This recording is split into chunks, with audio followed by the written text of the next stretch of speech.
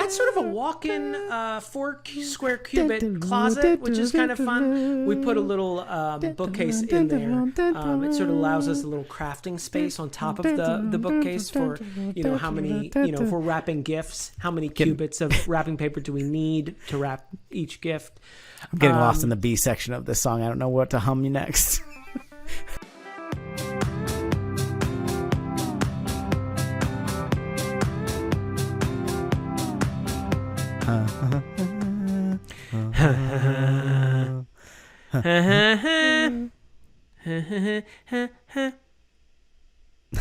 Now that's Back to the Future?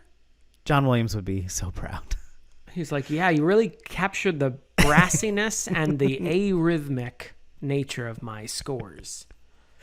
Welcome to Your Inner Child is an Idiot, the podcast where we look back on things from our childhood and see if they're any good. My name is DJ. And I'm Damon. Damon, what's your dog's name? Sunshine. Sunshine's My childhood Anthopoulos. dog's name was Sunshine. Mine was Do you think Abby. Indiana Jones So would I'm have been Abby his drag Phillips. name? Sorry, Yeah. what was your dog's name? Abby. Just a Perfect. really Abby Phillips sounds like an and adventure. Sunshine Xanthopoulos. And yours is so much better. I sound like a hippie, a Greek hippie, but a hippie nonetheless. I actually met a Go woman see named Sunshine at I've- the Sweat Lodge. I worked with a woman named Sunshine. She was a really good singer. Did she match her name? In that she was 4 million degrees. No, she was actually kind of. She wasn't. She was a nice person, but maybe a little dour, which I thought was odd. But she didn't pick her name. It wasn't like a stage name. It was like her actual name. It's a fun juxtaposition. We're watching Raiders of the Lost Ark, not Indiana Jones 1, as I am wont to call it. Although later, I think DVD releases. Oi!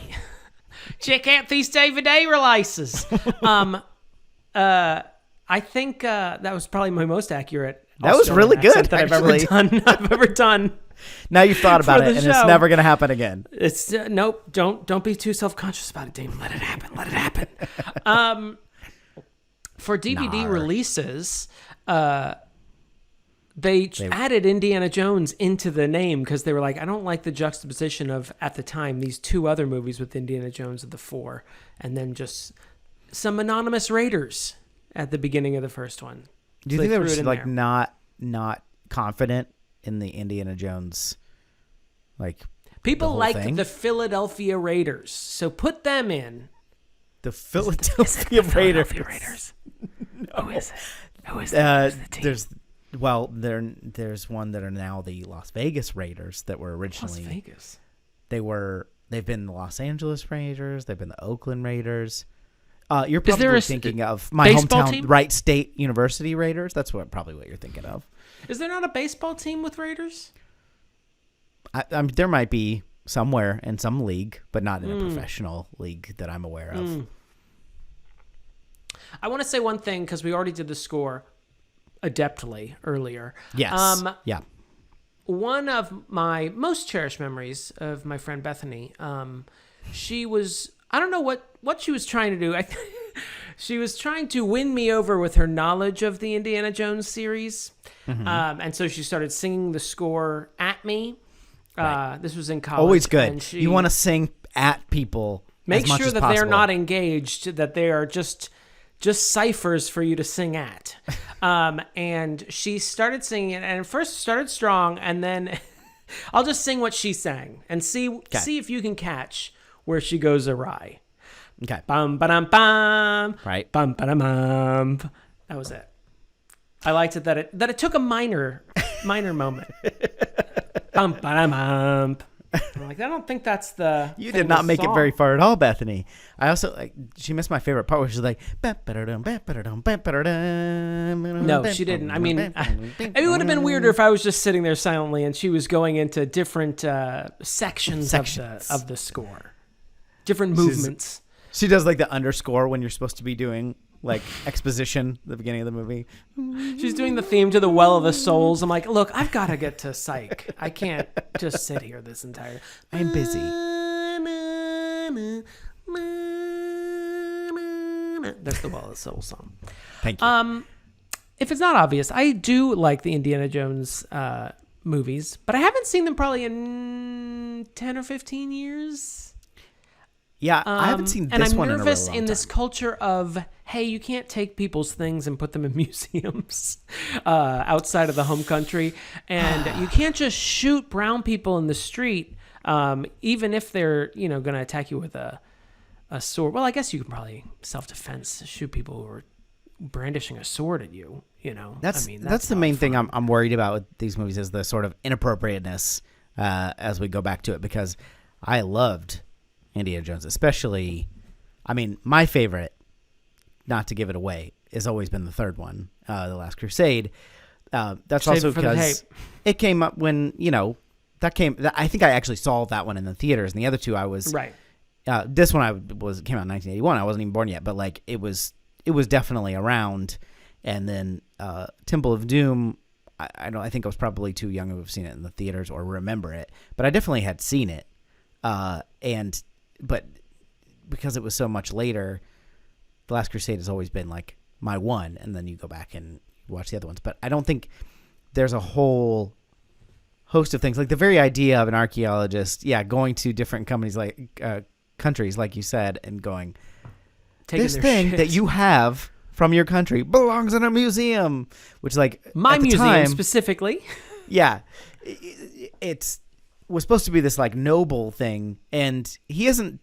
It's not so much that he's saying it doesn't belong with the indigenous people. He's saying it doesn't belong with these people who are going to sell it to the highest bidder or something. But still, or to Nazis who are going to use it as some sort of paranormal tool to take over the world. Right. I think that's how they sidestep it a little bit. Is look, we're not taking it. We're just trying to have Nazis not have it. Right. Pulling the old switcheroo on some white supremacists. A tale as old as time. Can you bring a little bit of your Bible knowledge into this? Does the Bible mention how the Lost Ark of the Covenant melts faces like an Eric Clapton solo? I don't. I think it's kind of up to interpretation depending on which version of the Bible. Are you reading the Latin? I want the one Vulgate? That melts faces. Are you looking at the Greek? Are you looking at the original Hebrew? The original Hebrew said that it would give you a nice tan, but if you translate that into Latin and then translate that into Greek, it comes out as melts faces off. Right. So I can see where the confusion came from. Sure, that makes sense. It's all in the language. Were you a big Indiana Jones person? Did you watch a lot? Yeah, remember Bethany was singing the theme at me to win me over, to charm me? I'm talking about when you were a little kid. I do like Indiana Jones a lot. I think because I wasn't as into Star Wars, at least as a kid. I have memories of watching Temple of Doom on tape, and then Mom renting Last Crusade. Seemingly every weekend, it felt like. Yeah. We rented it a lot. And it wasn't until the 90s or maybe 2000s where I was like, I'm gonna buy DVD copies of these so we can have them and stop bothering the people at It's Showtime Video, Mother. Right. I remember my dad I'm going to save that for the third one because that's specific to the third one. But yeah, I really liked that he was an intellectual, a an academic, professor, Dr. Jones. You call him Dr. Jones. And I also liked... One of the things I liked about Indiana Jones is that he doesn't necessarily fight fair. He will throw sand in your face if they will get you to stop punching him in the stomach. And I can respect that as a person who doesn't know how to fight fair. I can only fight for survival, maybe. That's why I keep my fingernails a little long, just in case there's ever, a fascist who wants to murder me. Yeah. Speaking of fascists, do you remember when we just kind of all agreed that it was bad to be a Nazi? I thought we had agreed upon it. I thought we had come to an understanding, except for a handful of people out in Montana. But now it seems to be open for debate again. I'm gonna stand firm with my original dislike of them. So hey, don't get political. Don't make it super political. Well, if you keep calling me a Nazi, I'm going to have to just be a Nazi. That's my favorite logic. Anyway, Guess so I gotcha. I guess I own those libs. Is this the one where somebody comes up and fight, or is that in Temple of Doom where he just shoots them in this one, and the second one he can't, right? Like, so the guy comes up and does all this sword fight. I'm trying to think of things that I remember from the actual movie. This one has there's a whole street scene where they're being chased, and at the end of it he's encountered by like this guy who's brandishing this huge scimitar that's like the size of my body, and Indiana Jones just shoots him. Not a fair fighter. Again, I can't stress enough, he's not a fair fighter. When the lore of I believe there's a behind the scenes story where Harrison Ford was had Giardia or a stomach virus and was just like, look, I'm not going to do a whole fight scene with this guy. I'm just going to shoot him. Thanks, Steven. Bye. I'll be in my trailer shitting my brains out. Like that. I don't know if that's 100% true, but I like it. I like that as a story. Apocryphal, to bring it back to the Bible. Oh, No. Holy! I don't think. Otherwise, I think because I came from enjoying the third one the most, this will be interesting because you can see, like, it's rougher around the edges, but it also, like, this is where it came from. So it's both. You have to, like, the rest of the movies don't exist without this one, but also I think the humor element, I think, is much improved to me as the movies go along. And that's not true. Just the third one. I really like the third one. I think Temple of Doom I didn't like as much, and this one was great, but I had already had some bias towards the third one. Actually, cut all this. I don't want to talk about that yet. We'll talk about it in the judgment. Cut all of that stuff I just said, that whole section, please. Thank you. I think what's interesting about this is that it's a very specific reference to, like, movies that we did not grow up with. It's Spielberg and Lucas referencing something from their own childhood, these Republic serials and Treasure of the Sierra Madre with Charlton Heston, where these, like, guys would go out hunting for treasure. It's a very much a throwback to something I can't relate to. So now when I see adventure movies now, to me, it's a throwback to this, which oftentimes, honestly, they are. But I think they do a good job of, like, I feel like going into this, I'm just going to be constantly thinking of the landscape we're in now in movie business, where everyone's just like, we got to resuscitate this IP, this brand, this franchise, where everyone talks like that. And instead of doing what we do now, is just like, well, who can we cast as Indiana Jones and to make the next 3 disappointing Indiana Jones movies going forward, Indiana Jones Jr. or Mrs. Indiana Jones, and we'll just make those going forward. And what Steven Spielberg did, and I wish we could get back to this mindset, was like, I liked these things when I was a kid, so I'm going to make a direct homage to those things, but make it my own, so I don't have all the fucking baggage of Treasure of the Sierra Madre. And George Lucas is like, I don't have all the baggage of, Kurosawa movies and samurai movies and, Flash Gordon. I can do my own thing. And where we're in the same mindset, but instead of coming up with our own thing, now I'm just getting grumpy. You know what? You got me on a train track, and I'm just, like, cruising down conversations I've already had alone in my kitchen, pretending I'm being interviewed by someone. But it's like, just come up with your own George, thing. The problem is you're never gonna enjoy the latest Star Wars as much as you did the first Star Wars. You're not gonna get that high again. Because you're a child. Make something new, and you'll get excited about it again. But if you keep making another Star Wars, I come to Star Wars for something different than you come to Star Wars with, which 30 million other people come to Star Wars for 30 million other reasons. We don't have to keep remaking Star Wars, and I have to listen to all these white boys on Twitter be like, this is why this one sucks. And I'm like, I kind of liked it. Or more usually I'm like, it did suck, but not for the reasons you say it sucked. These other reasons. Yeah, but I think it's others, not misogynist reasons it sucked. Well, and there's always been that sort of art versus commerce fight, right? Especially in Hollywood, it's very big business, but it's more corporatized, where they're like, if I make an Indiana Jones movie, I've got, like, built in it's not a guarantee, but it is a step ahead of something brand new, like Right. If I hear that Schmones. music in a trailer, I'm just going to be immediately like, well, this is going to suck, but I'm probably going to see it because I am a stupid idiot. Well, and it's the same. It's the same. It's part of that is we have talked about this and we are doing an entire podcast about it, but like our generation is so obsessed with it. We're not the best missionaries on this point, Right. where we completely rehash old things. I'm like, why does everyone keep remaking this stuff again? Anyway, Yeah, let's we're look so at Indiana obsessed Jones with 4.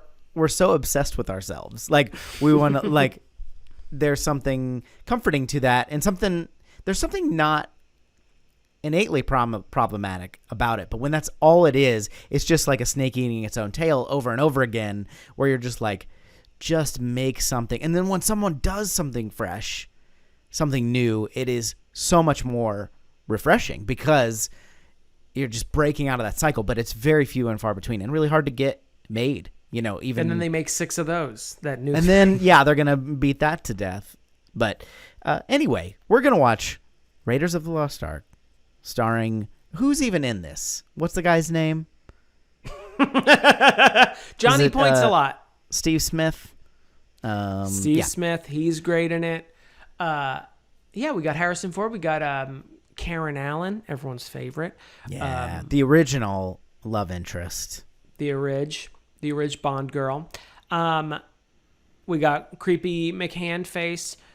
The Vichy Nazi sympathizer. Is Gimli in all this your one? favorites. Who?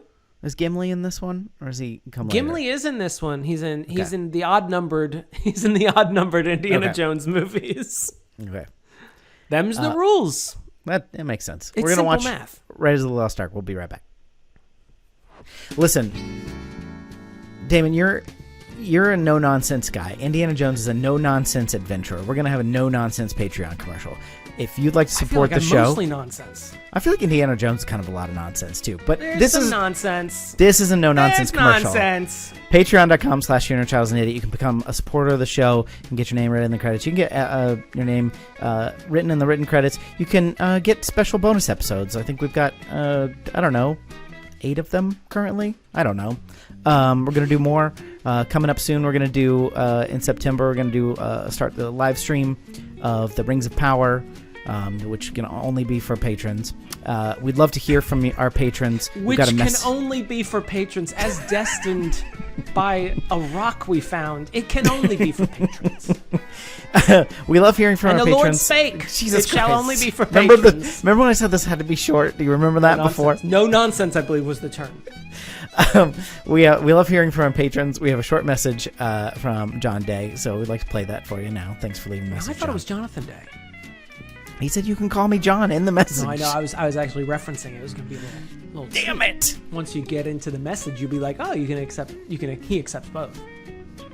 Hey, this is Jonathan Day. You can call me John. Thank you for doing the Teenage Mutant Ninja Turtle 2 episode. I did just listen to that, and I appreciated it. First of all, I always liked Leonardo as a kid, so I had that going for me, and also Donatello, so I agree with you on that.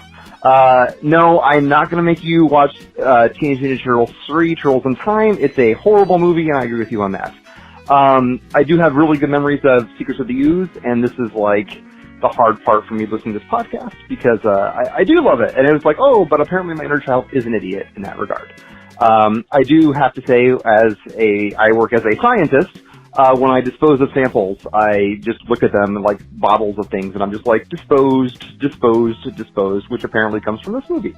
So yeah, like DJ, I do have good memories of this movie, but then watching it as an adult, yeah, it's not the best.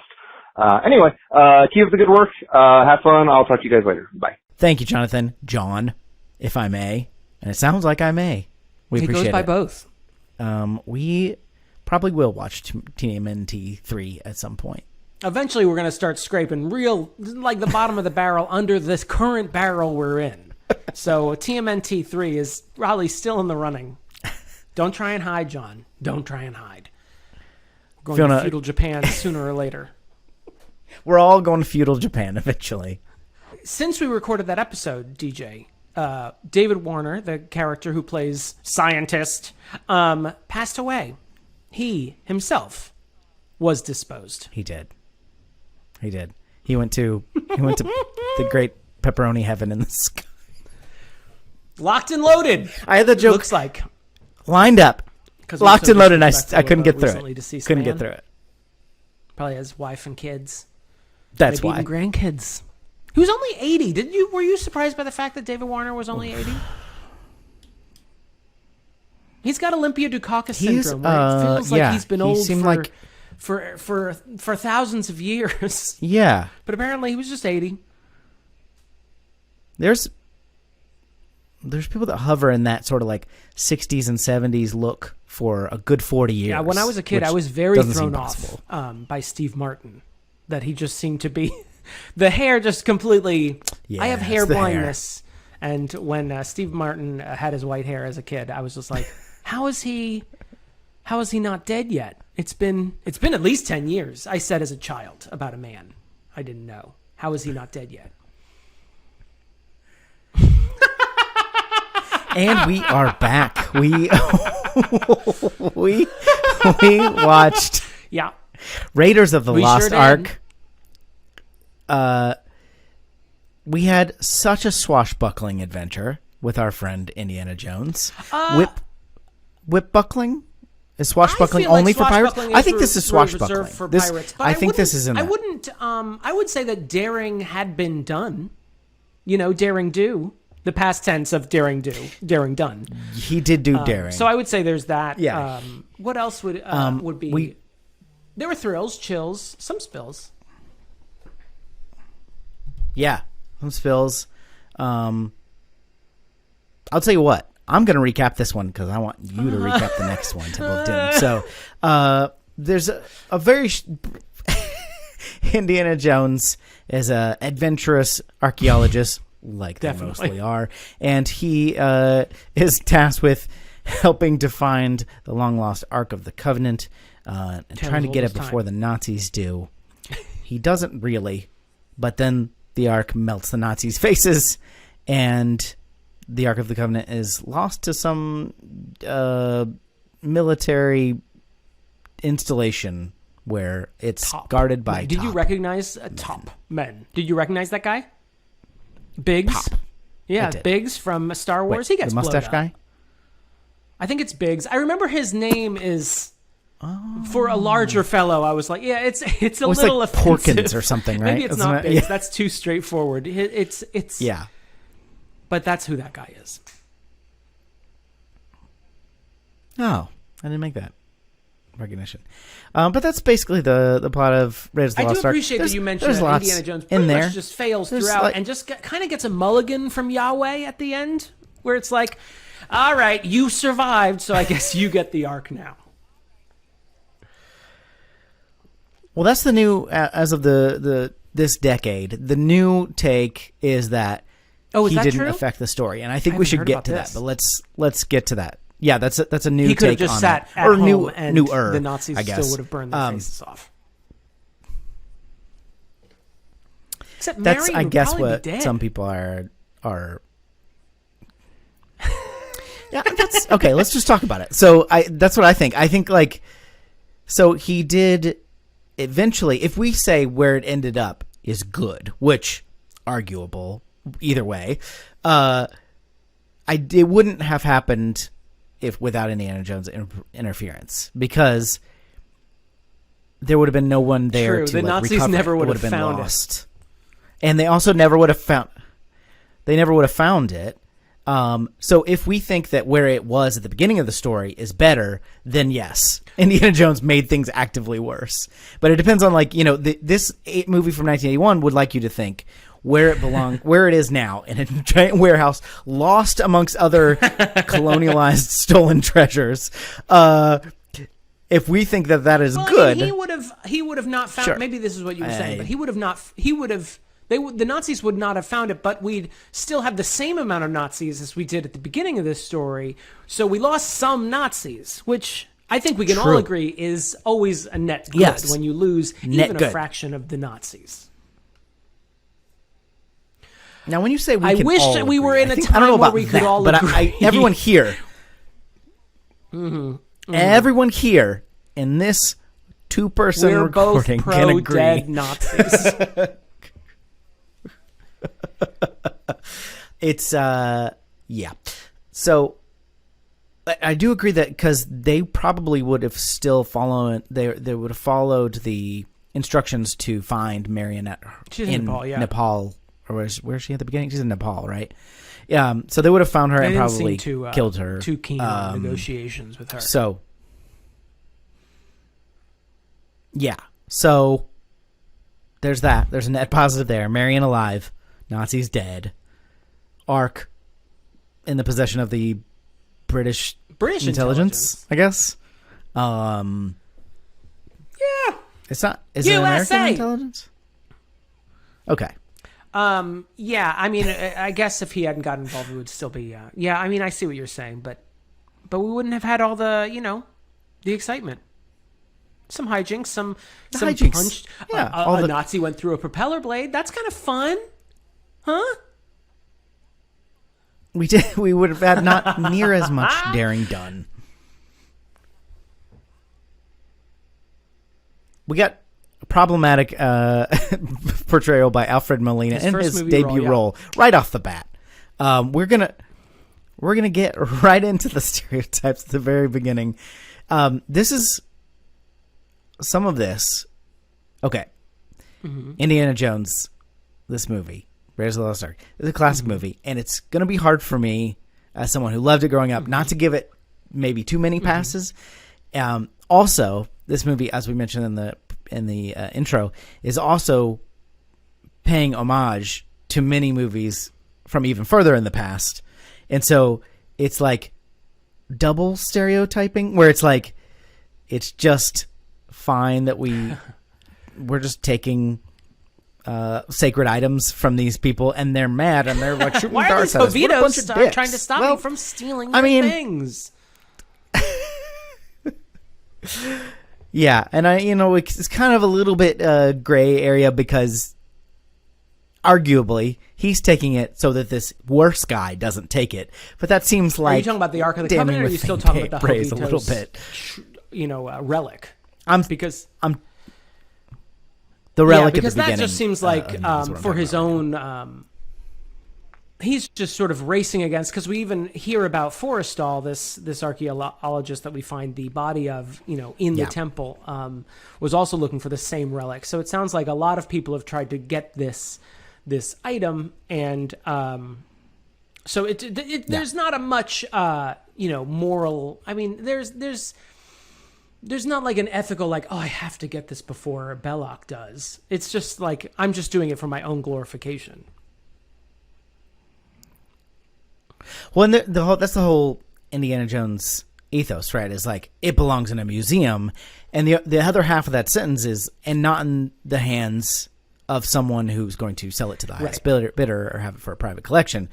But it's never even in consideration that it belongs with the people whose sacred item it is. It's not even because they're non-entities. They're basically foils for this adventure, which is it's automatically bad. Like, there's just because there's no consideration of, like, I mean, there's some kind of like half-hearted sentences about, like, wait till they find out how bad Belloc is or whatever. Like, he doesn't blame them because they don't know that he's an asshole. And it's like, you're both stealing but also you. Yeah, I mean, yeah, I'm a little torn because, I mean, one, it's that larger conversation about museums has become much more, mainstream nowadays. Not that no one was having those conversations at the time. Yes, right. And I think there is part of it that because these movies are paying an homage to these old 30s movies, it does, I feel like there is progress in that there are characters that we encounter. For example, Salah in this adventure, who is an Egyptian portrayed by a Welsh guy.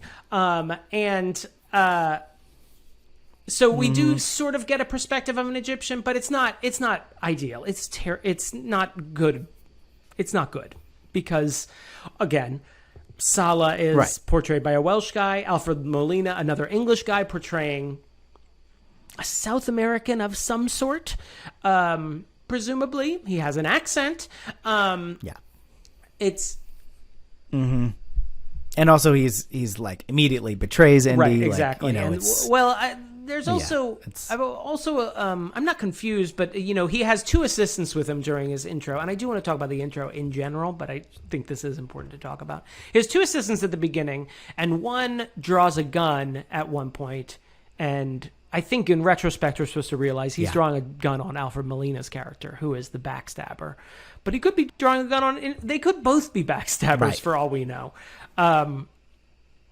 Yeah, it's as we get into Egypt later on, it is mitigated a little bit by Salah, but he's literally the only Egyptian we talk to. Everyone else is, again, these sort of just foils at best. Sometimes just, anonymous diggers to be, sort of pawns between Indiana Jones and the Nazis. It's not great. Yeah, right. This whole... Do you want to talk about this whole... I do. After we just talked about how racist this movie can be, I really like this introduction. I know.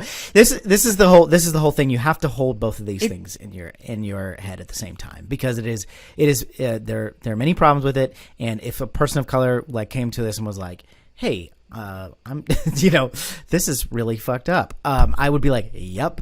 And then I'd be also like, "Did you see the thing where he runs away from the boulder? Because that's fun." Like it's both. It can be both, and I think you can like acknowledge this is the trouble people have, right? Like it sounds like we're shitting on the movie, and it's not that we're not, because we are, but also like, goddamn, it's a lot of fun to watch him and use also his whip to those to people who get jump across angry, a pit. Like it's shitting on these specific aspects of the movie. Like, welcome to the 21st century. Like, sometimes the things you liked as kids can still be good, but you have to recognize that there are flaws like this. And if you don't, I probably don't want to have much of a conversation with you if you can't have these conversations. What? But this is possibly one of the best character introductions in a... I was about to say modern movie. I'll say semi-modern movie now, since it is, coming up on its 40th birthday fairly it's soon. Vintage. Is it? Oh, it's 81, isn't it? It's past, my friend. Okay, It's so 1981. it is 81, 40 plus years old. And we all know things from 81 are just old beyond belief. Am I right, Damon? It is. I mean, the movie starts out. We only see Harrison Ford from behind, and we see him, of course, in his fedora and his not that jacket. angle, unfortunately. And we don't see his face until a few minutes in. We see Alfred Molina and the other, helper. I don't know what even to call them. With him, and they're sort of following behind him, and they're seeing he's not saying a thing. He's encountering like clues, and he like finds a dart in a tree, and he tastes it and leaves it behind, saying nothing. And Alfred Molina and the other guy come up and they taste it, and they're like, Jovitos, they're 3 days behind us, or whatever, some adventure movie nonsense. Yes, it's an unreasonably expository thing about the dart. And then the second guy pulls a gun on maybe Alfred Molina, and Indiana Jones whips it out of his hand with his iconic whip. And it's very easy to sort of forget. I mean, Indiana Jones has been, as we just covered, has been around as long as I have been alive.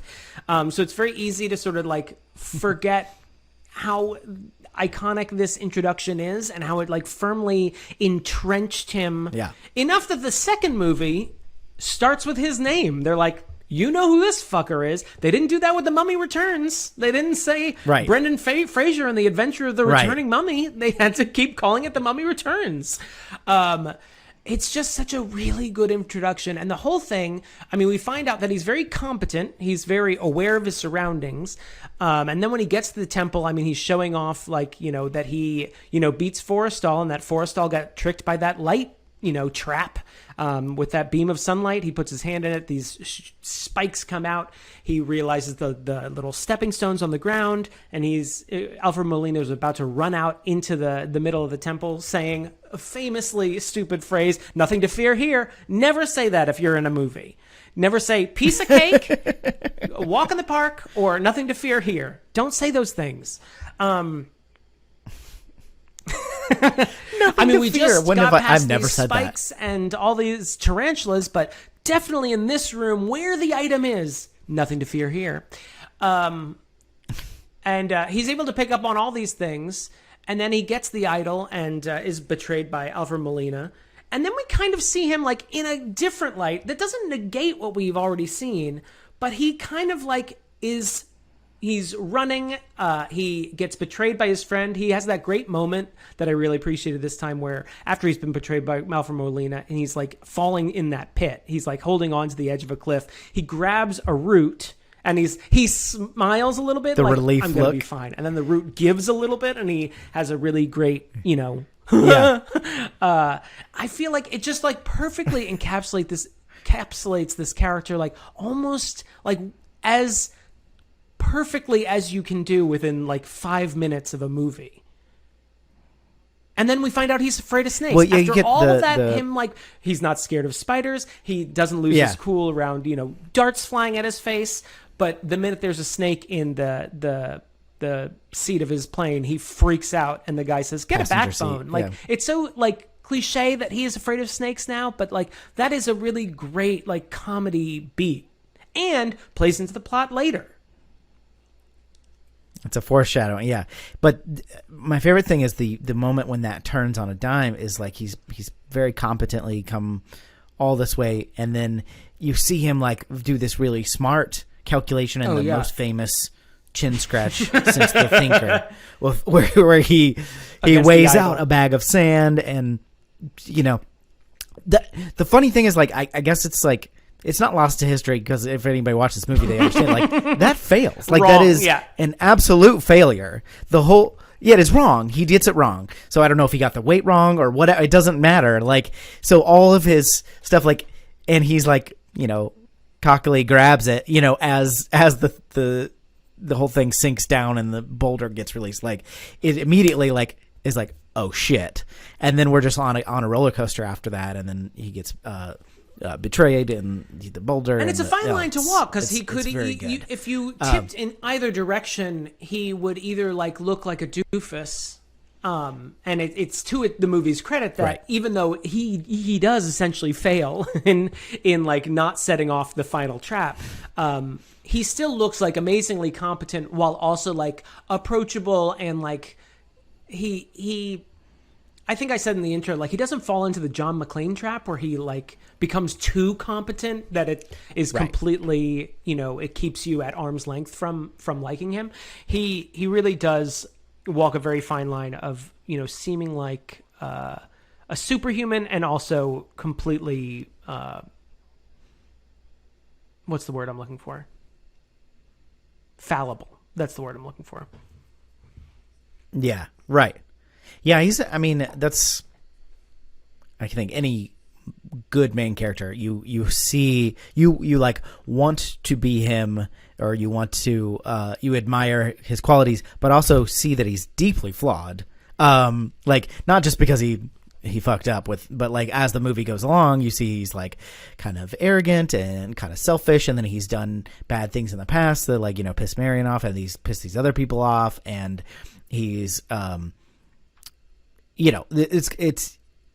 it's compelling. I mean, that's a good character, right? Is he like, you don't go like, he's got a cool hat and whip. He does. Right. Those are cool things, but those aren't character traits. It does play into his iconography. Like I think part of it is like creating a well-developed character, but also I think Spielberg was aware enough, especially like basing this off of like those old Republic serials and stuff, of like, I want you to be able to recognize this character from like a silhouette almost, which is like a rule in animation and cartooning. Like I want you to be able to recognize this character from a silhouette, and it really does work. Like give him a few like iconic pieces of clothing, an iconic weapon, and iconic stubble, and you got it. Give him that iconic stubble that you can see in if you're in really silhouette. close, and if it's like a really high quality JPEG. I really liked the pilot that's waiting for him on the boat is just fishing, and he sees Indy running, and then the tribe is shooting darts and chasing him. He's being chased by 100 people, and he's yelling, Jock, I think is his name. He's fishing, and he he has can't something quite on it. decide what to do because he's got a bite.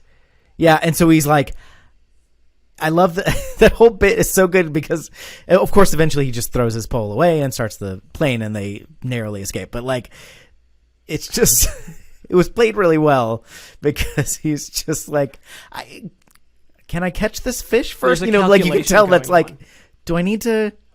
Right. It's just a good bit. It's just a couple of beats of comedy, and I like that too. I love the comedy adventure mix, which is a classic thing to do, and I don't think it takes away from the stakes at all. Of course, you don't necessarily think that Indiana Jones is going to die, but it does feel like there are stakes.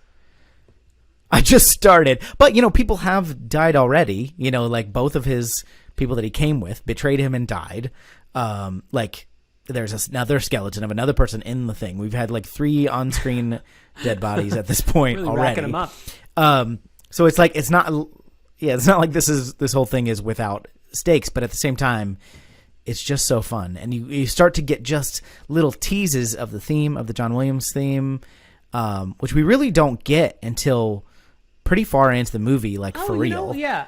I guess we get such a little a bit nice of it, and moment. as they fly into the sunset at the end of the scene. Where is the first time it actually gets played in full? I think it's not until they get he gets on the submarine, really?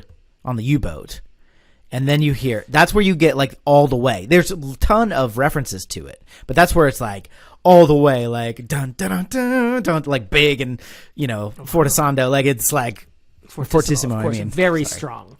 I messed up. Make it sound like I said fortissimo and not fortissando.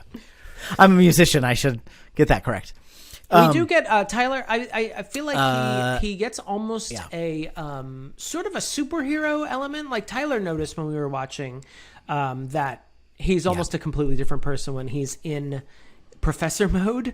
He almost pulls a Clark Kent, where he's a little bit stammery and distracted. Yeah, very mumbly. Very mumbly. I mean, you could equate this to this isn't his passion for archaeology. His passion is being out in the field and killing Nazis, I guess. But he has to be a professor to pay the bills. I do have to hand it to him.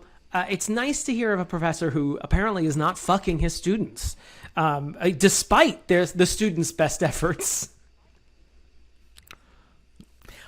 I mean, unless you count the whole whatever happened with him and Marion, because it was. Oh there's no! Something I'd like to bring up. We can talk there, about the Marion thing, but in this instance, all his one of his students has written "love you" on her eyelids. 1 word per eyelid. Thank you. Which I'm ridiculous. Did you have someone else do it? But you'd have to do it yourself because you'd have to be sensitive to the amount of weight you're putting on your own eyelids. I mean, you can do if you can do eyeliner. That's true. Can write "love you" on your eyelids. You just got to do one eye at a time. Do you keep the eye closed so it dries? You don't want to have it smeared all in your folds. If it's, do you think it was ballpoint? You have to. I mean, I'm not a pen historian. I mean, I don't know what type of pens we were looking at in the 1939 or 38. What is this? Do you know? No. We weren't into Bic yet. We weren't there yet. But he is distracted by it and doesn't seem particularly interested in his students. Thank you. Thank you for your service, Dr. Jones. That was kind of weird, right? Why does it just to show that he's? I think it was just hey, who's the new hotness currently in 1981? Harrison fucking Ford. And Phyllis Xanthopoulos would say, fair enough. Yes, he is. So I think it was just playing off of that. Why in every Marvel movie is all the men constantly shirtless? To get me to buy a ticket? Yeah, but you don't. I can look at screenshots online, but you couldn't do that at the time. You couldn't do that in 1981. We did not have We just couldn't pornographic do it. You had to wait technology for a in magazine of 1981. screenshots Just couldn't do it. of Harrison Ford to come in the mail in a manila envelope. Who was the time? You had a magazine screenshots. Of just not even... I mean, there's no porn in this movie, so you'd just be getting shots of Harrison Ford fully clothed. Maybe a third button undone? Also, Brody comes up and is talking about, he hands him some other items he got, and Brody's like, of course the museum will buy them, no questions asked. And it was always like... Yeah, that's a good point. I didn't What? catch that. You motherfuckers. He did mention, Marcus says, the International Treaty of Preservation of Antiquities. He mentions this, and I was like, is the treaty take stuff from brown people and put it in our building? And I don't care what you do, don't tell me. No questions asked. I don't want to know how many here's Jovitos money. died Here's to get money. these rocks. It's not great. It was... Hitler did have some I actually obsession with the occult, right? I didn't think it's look exaggerated into for this. I don't know how much Hitler... I know Ronald Reagan did. Is that the same thing? Although Ronald Reagan did look for the Ark of the Covenant. I don't know. Did you look into this? Did he really? No. And now I wish I would have. I thought that was part of an actual thing, but now I'm realizing that's mostly... I'm getting most of that information. You realize that this isn't... Indiana Jones and the Raiders of the Lost Ark. This is not a documentary, it turns out. I am, but you know where I ended up. Fucking Wikipedia. Yeah, I think we just got to accept... Yeah, I don't know how much that is based. I should have looked it up, but I didn't. And I know you guys are coming here for we'll drop that topic because neither of us know shit about what we're talking about. So, power of God or something. Power of God or whatever. He's Marcus Brody apparently the reason Marcus Brody's there at all is to introduce him to these two guys from the government. Harrison Ford is kind of like the teacher in your elementary school who just had a cart that she was just walking down. She had an overhead projector in it, all her books. She didn't have an assigned classroom. She just had stuff ready to go. And so he's like, hey, I want you to meet these two guys. And so Harrison Ford just picks up a bunch of stuff, just seemingly random, and just walks it over to a large lecture hall. And to a math classroom. And luckily had all this information about the Ark of the Covenant, something he didn't know we were even going to talk about. Ready to go. In a very very old giant. I don't know if it was book. a Bible or just an unrelated book, but it was a giant book with a latch, like a fucking Harry Potter book, and opened right to the page of the Ark of the Covenant, shooting lasers, killing all the Canaanites. It was a lot of fun. Has my favorite line, some biblical humor. Even Mom can enjoy this. One of the government guys goes, "Good God," and Marcus says, "Yes, that's just what the Hebrews thought." Oh, Marcus, you are the living end. Oh, and Marcus also. Okay. Marcus, I feel like Marcus is my camp icon. That might be mostly based on his appearance in the third movie, but he does get some sassy quips in this one where they're talking about the history of the Ark of the Covenant, and they talk about how it may have been taken by a pharaoh and taken to the city of Tanis, and then months after it was taken there, according to legend, the city of Tanis was consumed by the desert, wiped clean by the wrath of God, is what Marcus says. I always liked that as a kid, and would sometimes pause the movie so I could say it aloud myself. Wiped clean by the wrath of God. He also we can talk about this more when we cover the third movie, but his character gets a little bit of a reworking because he's a lot more in this one. stead and professional, and he's not he doesn't seem like grim or mean or anything, but like he's kind of a doofus in the third movie, and it's funny, but like.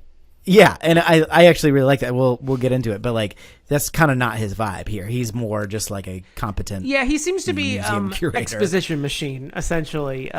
He's there to sort of tell us. Yeah, he's Basil exposition. He tells us about the Ark of the Covenant along with Harrison Ford's character, and then he sort of in the scene at Indiana's house, he sort of lays the stakes of what's going on here. One, Nazis bad. Two, Ark powerful.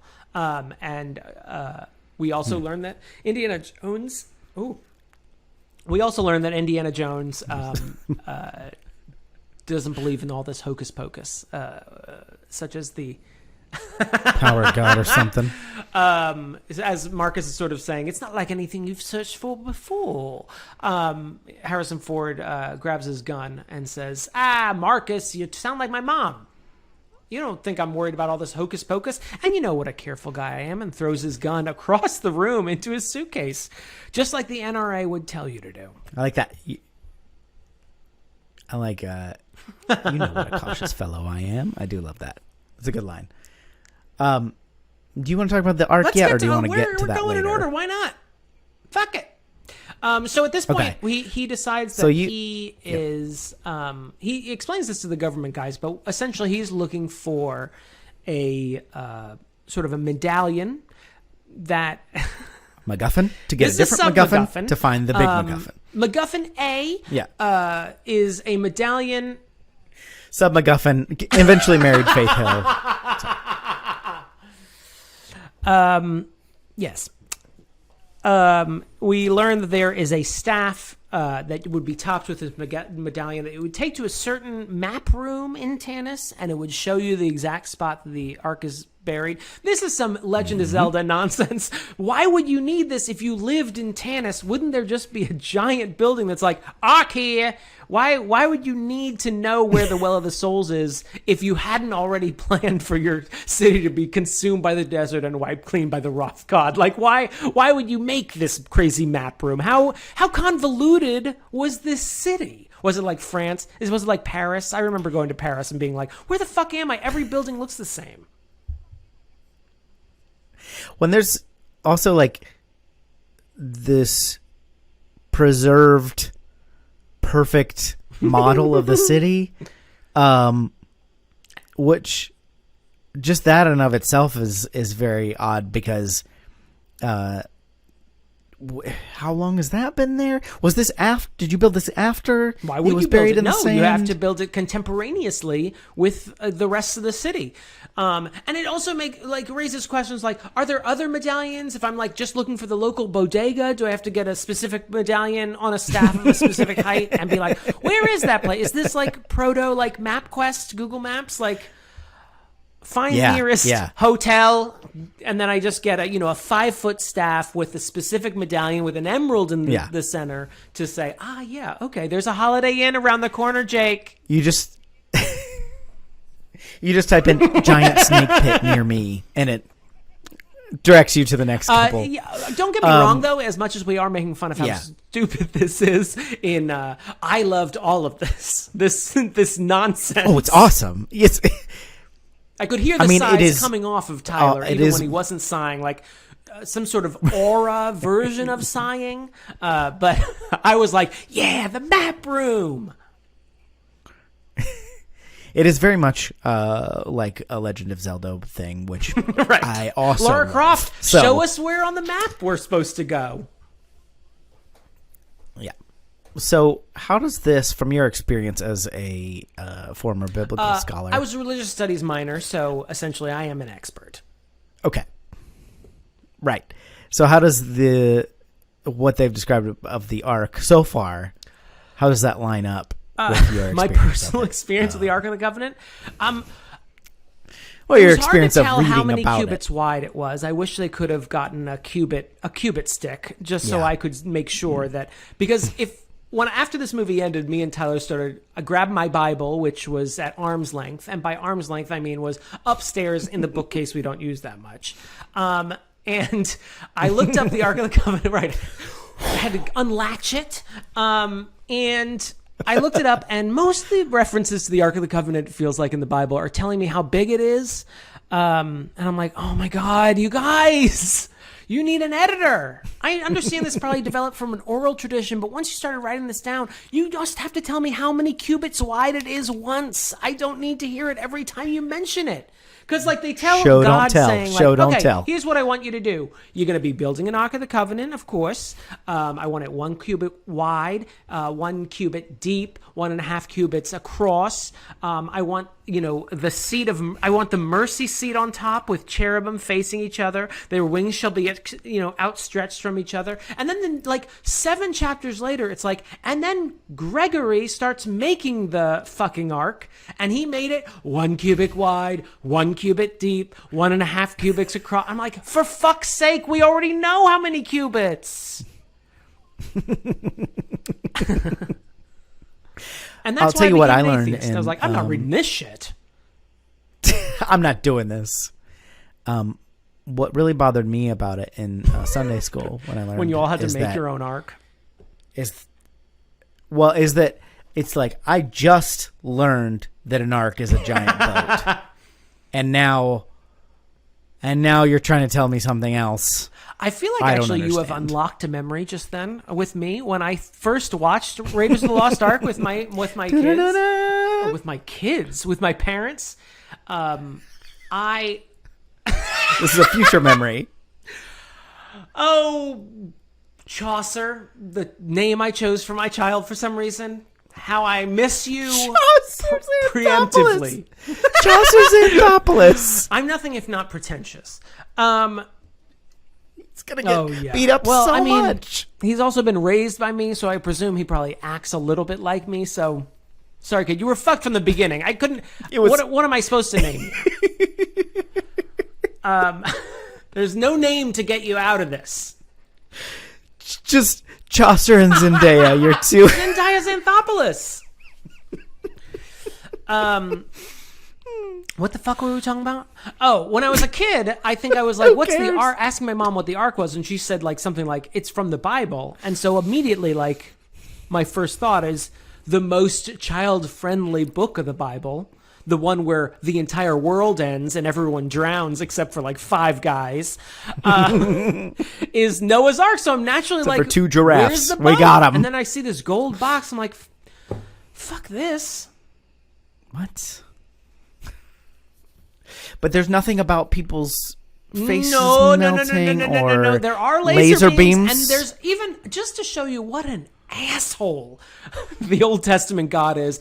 At one point, the Ark is on like a wagon being transported, and it's about to fall off. And some poor hapless Israelite is like, "Whoop! Let me get that!" And he grabs it to stop it from falling.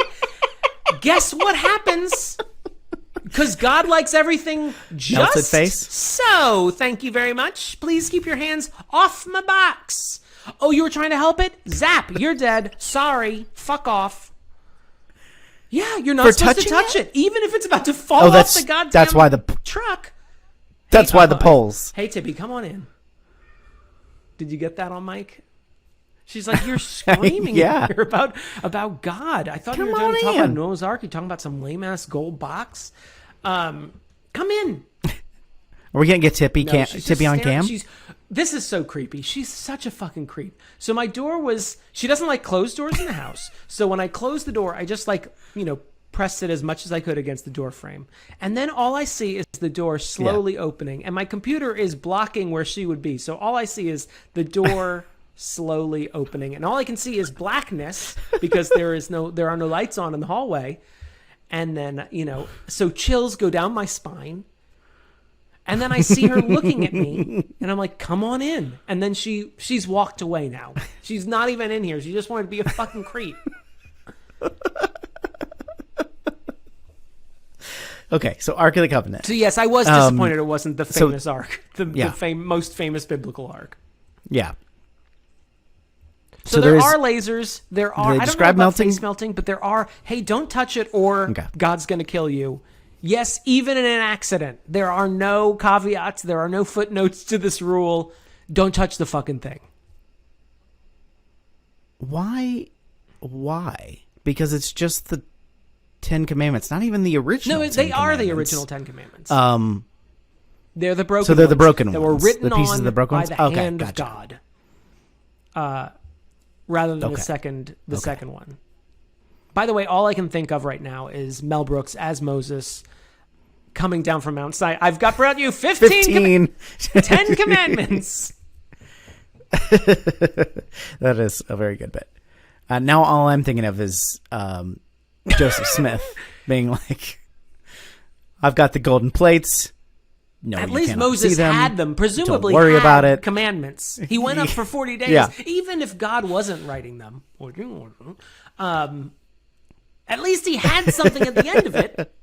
But Joseph Smith's just like, trust Right. me on this. They're in a hat where you store gold plates. Thank you very Just- much. I have them here. That's just paper. I copy them onto Well, if this. you could just see the gold regular, plates, then it would be evidence that paper. you're that's a no-go, bro, says Joe Smith. Even his fucking wife couldn't see him. Well, because then it was an addendum later that he would get more wives. You wouldn't Yeah, get it's it. He added that. The golden plates were the original Star Wars, so- where a husband explaining, like, oh, you wouldn't. It's not for you. It's a me thing. You don't understand. Can we go back to I think canon. we've skipped over This is Marion canon. with me screaming about map rooms and Well, the before- Ark of the Covenant. Or do you want to talk about the Ark some more? I do definitely want to talk. Before we talk about Marion, I do want to talk about the first appearance of Harrison Ford as Indiana Jones, wook and goo in a suit, as I like to say, which is wearing a suit to get on his airplane, looking real fine. It's got the nice, because he had his professorial, tweed with the elbow patches. Oh, not a bad I look, mean, of course. but not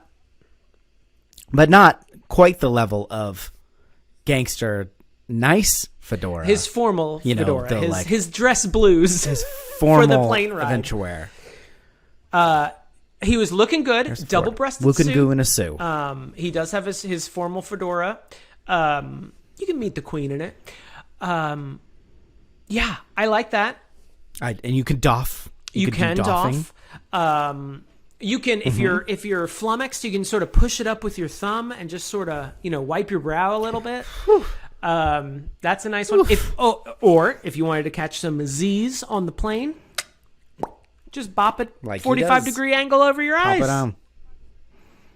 First, It's a verse. It's a verse hat. Well, Mary. we also Moving on. Sorry. We meet one of the most famous characters from the entire quadrilogy, the Red Line of Travel, in that scene. Yes. One of the most famous icons from Indiana Jones, and I like that they've stuck with it no matter what. I also like that when it's on a plane, it's a straight line. In Indiana Jones 3, they're in a car. It's very much more windy. Submarine also gets windy. Yeah. I like it. I don't know why.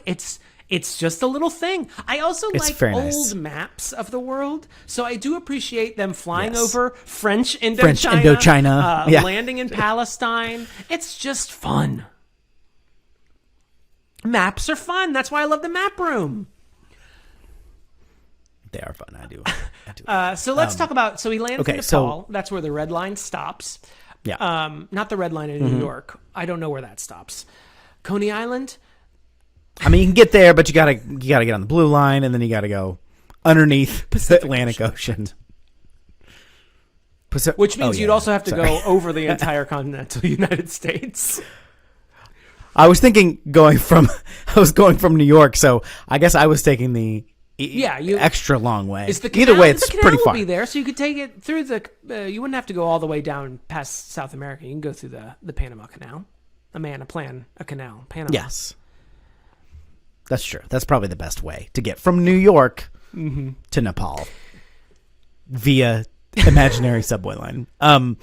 So Marion is running a bar in Nepal. Owns this bar, I guess. Her father, we find out in the scene with the top men, with the government men, is Abner Ravenwood, who was, I guess, the mentor to Indiana Jones. The way I gathered. The way I gathered. This is what I made up in my head. Headcanon. This The is not kids call this Indiana headcanon. Jones canon. This is headcanon.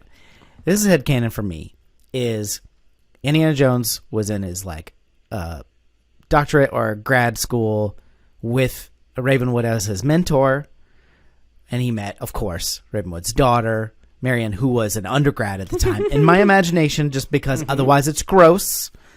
And they had a relationship, and Ravenwood didn't like that because it's his daughter, and Indiana Jones is a bit of a cad. Maybe. Yeah. Maybe you just didn't like his daughter dating anyone.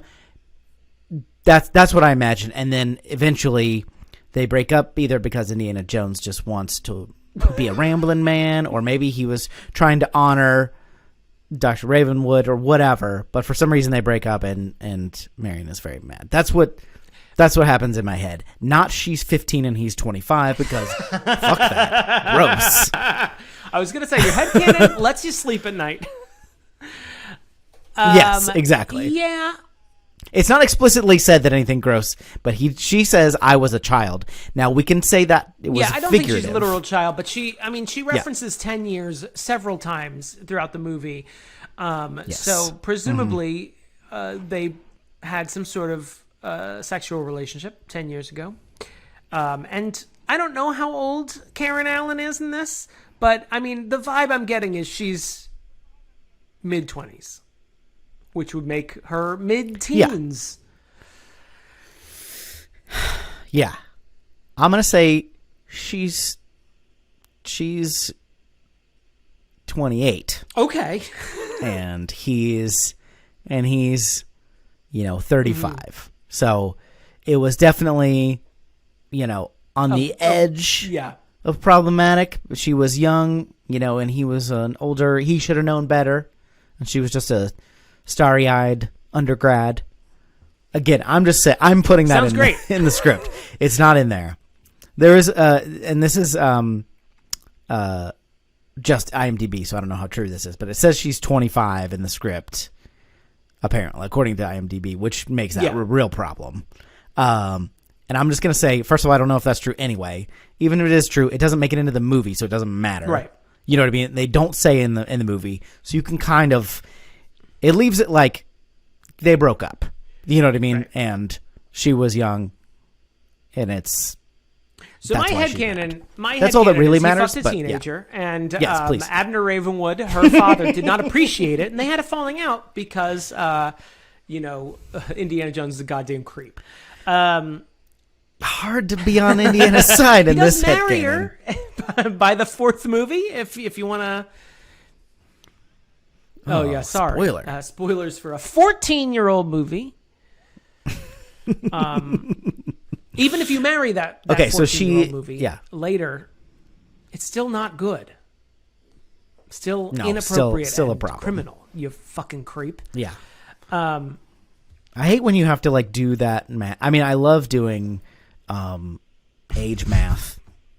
Because it's a fun thing, because people don't expect you to do it. And then you think about it for a second and you're like, as soon as I hear two different ages or different years, I'm always just trying to figure out what age everyone is. That's like, I thought that was normal until one of my friends was like, pointed out that it was weird that I did that. Because I would always be like, that means he was I'm always just like...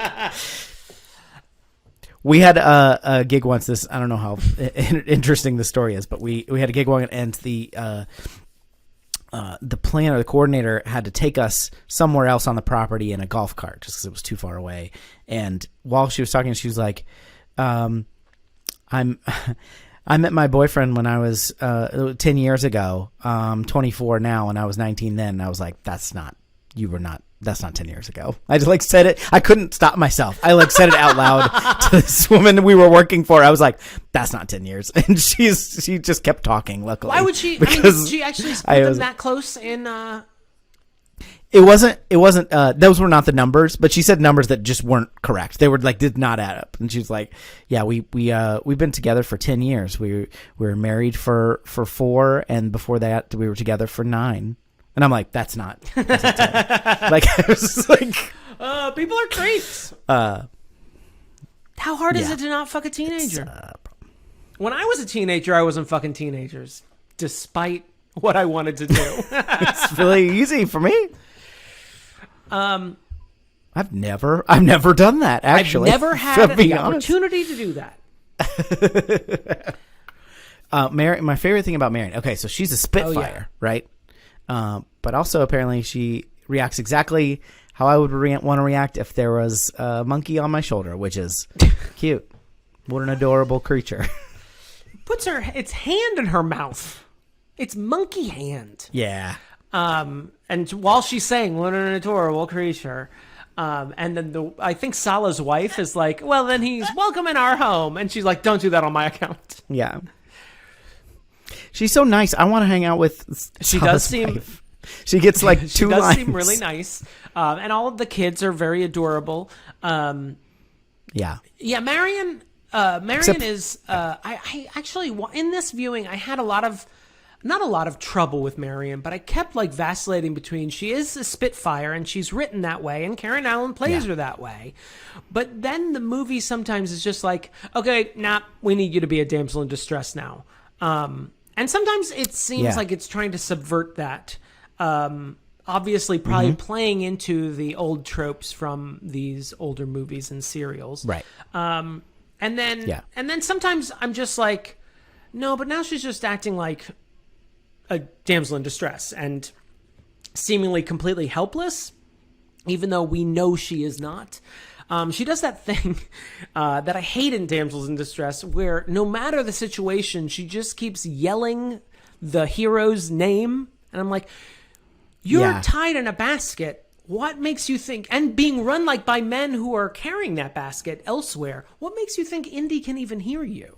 And then later when she accidentally is trying to... Well, in that case, it actually does work because she like waves and yells Indy and he sees her. I guess you're right. She's more effective than Indiana Jones in getting that arc from the Nazis. One of her plans actually works. But then later when she's trying to remove that Nazi from the cockpit, when they're trying to stop the ark from being flown out, she yells Indy while she's trapped in the cockpit, while he's in the middle of a fight with a giant burly WWF-style Nazi. And I'm like, what is he supposed to do right now? I thought you were a Spitfire. Figure it out. I mean, it was very few and far between. I mean, Marion is my favorite of all the Bond girls. Mostly because my second in the running is a secret Nazi. So, I mean, she has to be my favorite.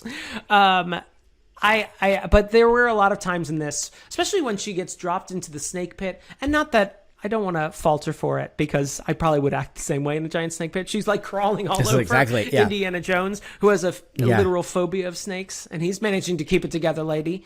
But those moments are few and far between, but they did stand out to me because it felt like her character was just doing like a 180, and then she'd switch back to Spitfire mode. It does seem like they're kind of trying to have it both ways, because when she's captured and who's the Belloc, when she's in Belloc's tent, she kind of plays up like he's clearly like crushing on her in a creepy captive way, and she kind of plays into it. She we get foreshadowing before when we first cut to her at the bar. She's like drinking this guy under the table, and then she does that to him. She basically has liquor seemingly has no effect on her. I was amazed, in that first scene where she's doing shots at the bar, she just sort of takes a moment. We see like at least 12 empty shot glasses in front of her, and she just sort of walks to the wall, sort of rubs her temples, and then she's good to go and ready to fight Nazis, I guess, like 5 minutes later. That the scene with Belloc is interesting because Indiana Jones stumbles upon her after he finds the map room. He stumbles upon her tent, and she says, "That's pretty fucked up, right?" It is a fucked up scene. I don't hate it necessarily. I think it shows that he's sort of singular minded. And she says they're combing while he's like untying her. She says they're combing the whole desert for you. And he realizes like if he takes her, they will know he is around here, and it would blow his entire scheme. And so he leaves her there. Right. There is some the fucked upness now that like registers with me is like you seeing a woman tied up in a tent. You don't know what the situation is, and you're leaving her there. I don't think the implications were intentional, but it is like it's icky in retrospect. And she does drink Belloc under the table. And that's part of her scheme. Like, that's her Spitfiredness coming out. Yeah. And her plan is to, like, drink him under the table and then just leave as he, once he passes out. She does seem to genuinely like Belloc, which I feel like complicates things in a fun way. Like, it makes him a little bit more interesting. We get a fun scene of him not being like a Bond villain, but like actually genuinely connecting with someone in a fun, like playful manner, even though he's a Vichy Nazi sympathizing fucker. But then she runs into Tote, who I don't think his name is ever said in the movie. But he's the creepy guy who burns his hand on the medallion and is genuinely like fucking creep. And also has that cool folding nunchuck hanger. It's true. That was a pretty good bit. I think he's almost but in terms of iconography, he like is the anti-Indiana Jones. I feel like they sort of use the same tactics to like establish his look in this movie. He has a black trench coat, a black leather trench coat on top of that. I'm like, dude, you're in the desert. Why are you wearing this? You should be wearing seersucker or linens, something light, something breathable. He's creepy. He seems to breathe through his mouth a lot. He sweats a lot. He has a really weird hairline when he briefly takes off his hat to dab his sweat. He also has a medallion burned into his hand that they've used to like replicate the medallion that they weren't able to get from Marion. He's fucking creepy. And when they fail at the end, he laughs, which is like, it's inexplicable because he probably will be killed for his failures by the Fuhrer if the Fuhrer ever found out, and if his face wasn't melted out by the power of God anyway. But it adds to his creepiness in that, like, in the face of like failure, he just laughs, like just pure chaos creepiness. I like him. Not like but I like him. I don't like him, but I love to hate him. One more thing on Marion. The other thing that's kind of frustrating about her is they set her up as independent, and then also kind of all she cares about is, being with Indiana. Like, there's like moments of, the sort of just trying to escape the situation, but like she's also like kind of, I don't know, immediately goes back. And I could also kind of see the realisticness of this, of like, this is someone that's like from her past, and she like kind of falls back into the sort of lovesick late teen in my head canon. But because she's like very independent and is like making it on her own and like fights off, but then also she becomes, like you said, damsel in distress kind of thing. And she kind of like falls back into that and is like, it's a little frustrating. I see what you're saying. I didn't take my interpretation of her in Mongolia is not necessarily. I mean, she is making it, and she seems to have a community there. But she says at one point, like, you stranded me out here in the middle of nowhere, and she talks about wanting. I think at some point she references wanting to get back to the States, but couldn't because she was out here with Abner on his like stupid, search for all these trinkets and stuff. So the vibe I got is that she was stuck out here with Abner. He died. She had no way to get back home. And she sort of like, she just basically, started tending bar or started running this bar in some way. So the vibe is not only that Indiana Jones broke up with her, broke her heart, but also by leaving, abandoned her to, just being at the whims of her father, who I guess his expeditions she wasn't as passionate about. So the vibe I got was not that she is sisters are doing it for themselves, but rather goddamn men who have abandoned me and left me here. I think the vibe I get from her, she does fall. Once she gets to Egypt, she's obviously very much smitten again with Indiana Jones, and they're having a sort of flirty relationship. And it's going both ways. But when she's in Mongolia, like the way she phrases it is like she wants her fucking money back that he promised her, the $5,000 he offered her for that medallion, 3,000 of which just got burned up in her bar that burned to the ground. And I think she's seeing him as her ticket out of here. I'm your goddamn partner. Right. I think that's very literal. I am coming with you to get out of here. Yeah. Fair enough. I feel like that isn't played up as like because they start to have this flirtation. It kind of goes immediately into the romance part of it, which I understand. I don't know. I don't have like a better suggestion, but it's a little bit. Yeah, I kind of want to see more. You know, you want to see more of the sort of like true independence aspect of it, as opposed to the sort of damsel in the love interest. But it's also like, I mean, it's a trope of this sort of thing that I feel like Marion 35% plays against it, subverts it, and 65% just does it in a good way. Like she does it well, both parts of it. Karen Allen does well, but it's like. You know, I think that she is a spicy lady. I think though, I wonder if maybe that was the place that pop culture was at that point, because I think also of Princess Leia as a little bit also in that mold, in that she is oftentimes being, trapped, kidnapped, and put in a metal bikini. But sometimes she'll also strangle, a Tatooine gangster on his pleasure skiff. But, a lot of times she is also just, in a room with the rebel generals and saying, we're 5 minutes to the Death Star. We are 4.2 minutes to the Death Star. She's just sitting there watching. She doesn't get to be necessarily part of the action as much as the boys do.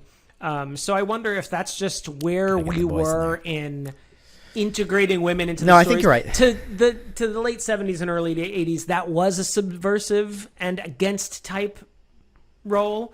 And I don't want to give it too much of a pass, but I just think that maybe have been where culture was at the time.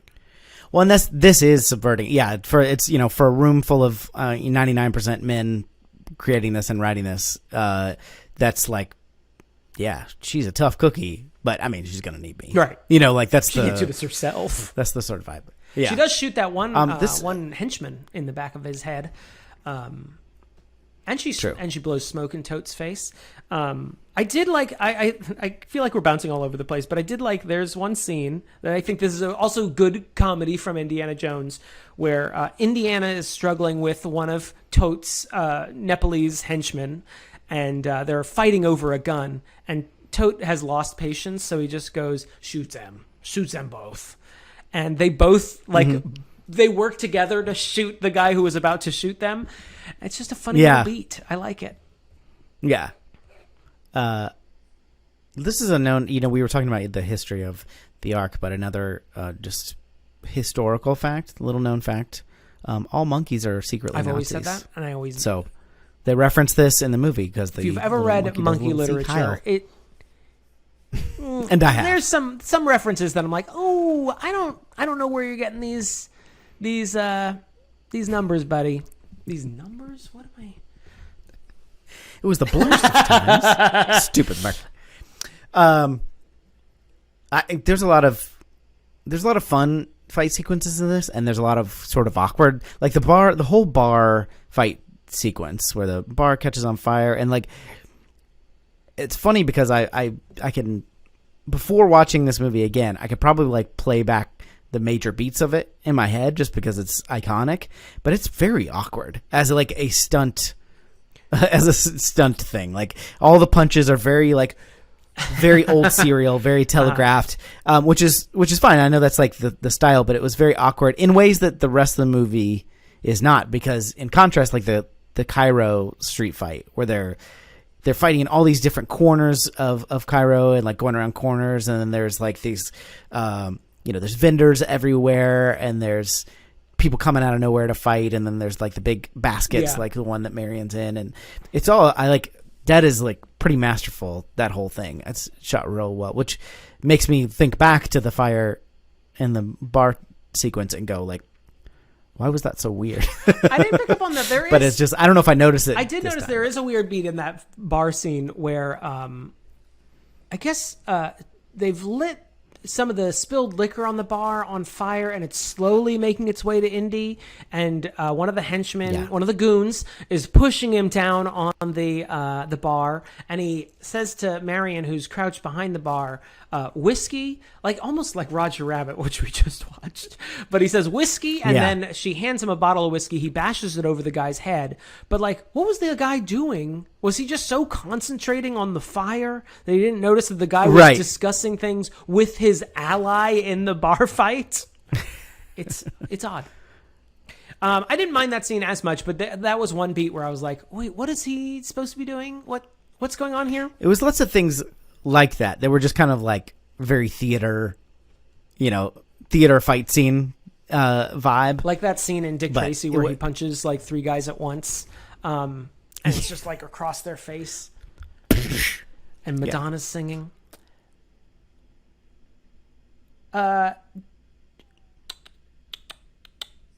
Who is feeding the snakes? I have this on my notes. That are living in this pit. I don't know how to attribute this. I mean, it's a very effective scene. It's very Willy, very creepy. Willy, heebie-jeebie nonsense. But yeah, it does like... Willy E. heebie-jeebie. Who is feeding these snakes? Am I just supposed to assume that, like... Is God feeding the snakes? Because... is he handling that? Are they just eating? Serving a righteous purpose. Fucking at the exact ratio so that they can cannibalize each other and not lose population density? Like, how's... And at one point, they, the way that Indy finds a way out is the snakes are like coming in this hole. Yeah, there's a hole with so he's like, that's holes in it. Yeah. And that's where they must be coming from. But like, why are the snakes coming in there? Right. And then he it's not like it's a column through there, and then there's barely any snakes in there. I'm like, I thought this was the source of the snakes. Yeah. Yeah. It doesn't matter, but this time watching it made me go like, why would all these snakes be in there? Other than it's creepy as hell, which is the answer. It would be creepy as hell. But also like the I guess that giant statue that he ran through the wall didn't belong in a museum. Right. Sorry, Horace. I need you to bust through this wall. Yeah, and I guess it's not a load-bearing wall or load-bearing Horace either, because it just comes loose real quick. Yeah. Asps. Very dangerous. Sala, son of Gloin. Yes. Sala. I like Sala. He does, I mean... I've already said he's portrayed by a Welsh guy. I feel like that's important to note. He is sort of like a comic relief character, essentially. He's not a fraidy cat. Yes. He's not a fraidy cat, though. Yeah.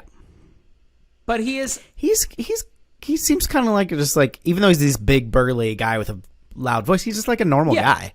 Like, just helping his friend. Which he doesn't have, like, superhuman... He's not afraid to jump in, but also he's not, like, superhuman like Indiana Jones is. Right. He's not running under cars full of Nazis. Giant trucks full of Nazis. I like him, though. Indiana's scared of Snake's face that he does. I can't do it right now, but it's like... Was that when he's face-to-face with that cobra? Yeah, yeah. It's very good. It's a very effective Harrison scene, Ford. even though I know there's a plate of glass there. It's very effective. I mean, the whole... It's great. I love it. Probably wasn't great for the snakes. No, they had to keep bringing snakes in. They like, I think they originally said, just get us like 1,000 snakes or something. I'm making up the numbers. But once they put the snakes in the space, they're like, well, that's not a lot of snakes. And they like ordered more snakes. And I think there's even some legless lizards, which are a type of lizard that is not a snake, but has no legs and is a reptile. They're in there. And then eventually they were just cutting up hoses and throwing them in there because just to fill out the room because, once you get enough snakes, Steven Spielberg and not enough snakes. Well, and all the snakes were like probably like slithering off to the corner because they're like, why would we hang out in one writhing mass in the center of the room? Hey, we're just doing our own thing over here. It is ludicrous. I did appreciate. I mean, this is again, I think, probably a deconstruction of the tropes. But as they're realizing the Ark's about to be like carted up on a plane, I think Sala just basically asks Indiana point blank, like, "What's the plan?" He's like, "I don't know. I'm making it up as I go." Yeah, that's one of my favorite lines. It was very, very Indiana Jones. What is so when the Nazis escape with the Ark and he gets on a boat with Captain Katanga. Yeah.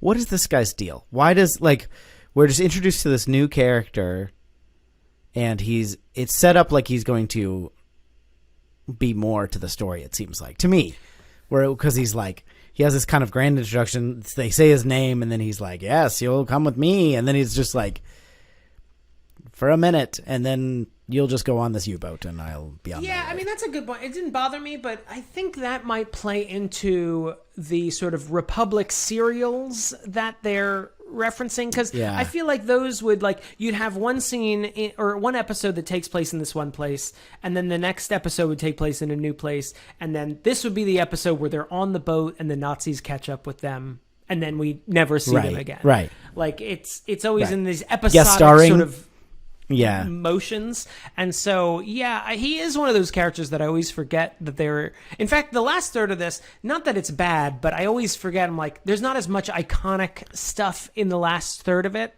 once they finally rescue the Ark and get it on that boat. I always forget some of those elements, and I always forget about Katanga. But I like Katanga. I also like Katanga's second mate is my favorite of the boat guys. Yeah, because there's this. It's very awkward, but its awkwardness I find endearing beyond measure. In that they've lost Marion. The Nazis have come on board, taken the Ark, taken Marion with them. Indiana Jones has successfully hidden himself, and the second mate comes up to Katanga and says, "We can't find any trace of Indiana Jones anywhere on board." And Katanga says, "Well, he must be here somewhere. Look again." And instead of going to do that, the second mate just sort of looks off into the horizon and he says, "I found him." And Katanga says, "Where?" And the most enthusiastic, childlike point, this big, brawny guy points and goes, "There!" And then that's when we hear the Indiana Jones music kick in, and we see Indiana Jones on top of a U-boat. And then luckily for him, it cuts to the next scene where we don't have to go, "Wait, how did he survive the U-boat?" I guess. But yeah. Guess they didn't dive. That is my excuse for the Katanga portion. That makes sense. I mean, that's better than anything else I could come up with in my head, because I was just like, it seems like they're setting this guy up to do something, and he doesn't do nothing. Like, he doesn't break. He doesn't betray Indiana Jones, which would have been really easy. And he tries to save Marion from being handed over to these guys.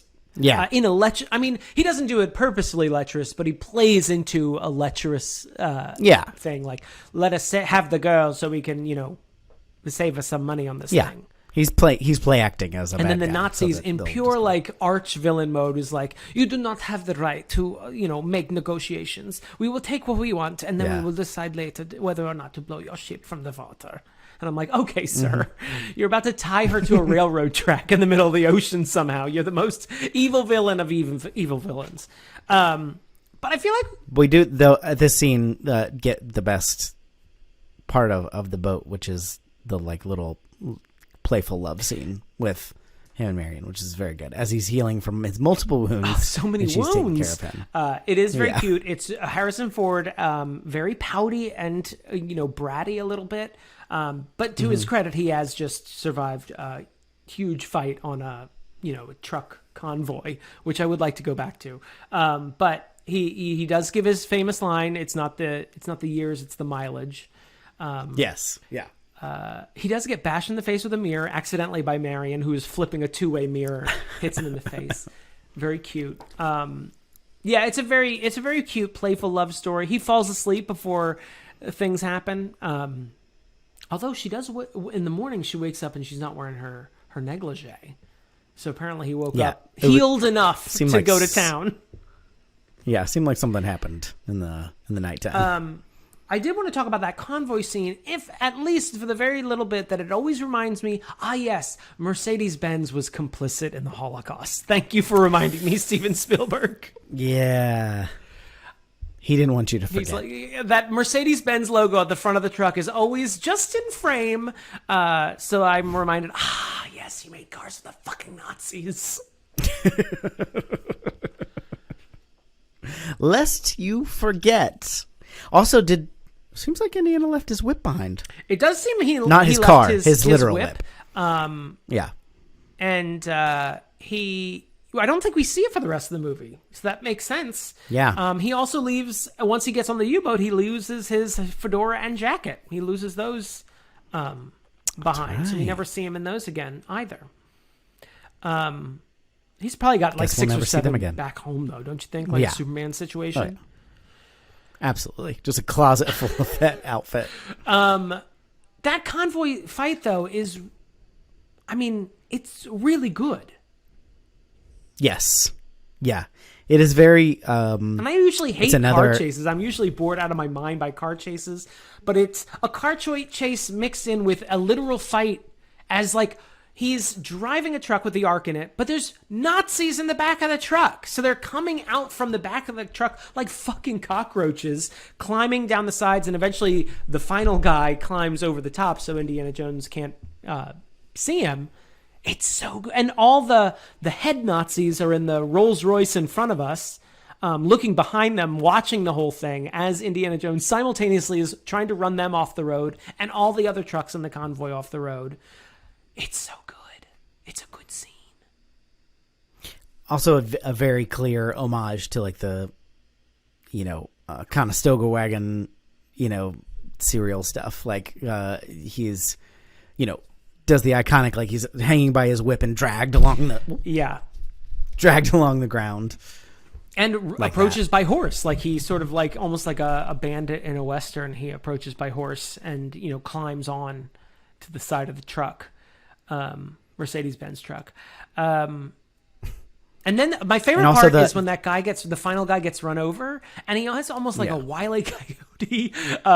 He gets run over. He tries. So Indiana Jones gets thrown through the windshield at one point, and he crawls down the grill of the truck underneath the truck, sticks his whip into the innards of the truck and gets dragged along behind, and then climbs back over the truck into the driver's seat and beats the shit out of the guy who kind of looks like Paul Hogan. I was always distracted as a kid that he kind of looks like Paul Hogan.